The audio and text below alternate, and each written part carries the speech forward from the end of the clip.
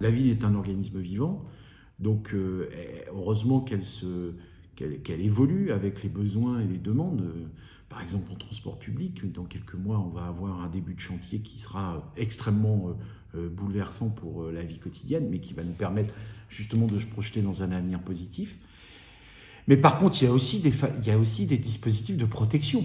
Évidemment, les bâtiments classés, les bâtiments inscrits, le patrimoine, la mise en valeur. Donc la ville, c'est à la fois un organisme dans lequel on a toute la modernité et l'adaptabilité à la vie contemporaine, avec comme ça des endroits qui sont aussi des endroits de patrimoine, qui donc du coup deviennent des atouts identitaires ou des atouts touristiques. C'est le classement UNESCO de Notre-Dame-du-Port et sa rénovation.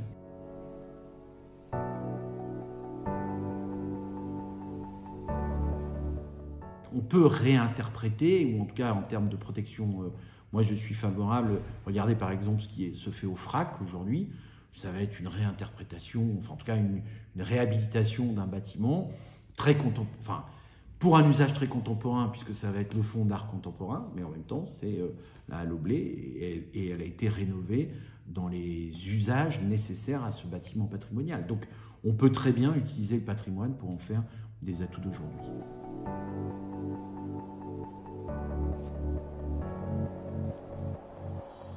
C'est très réglementé.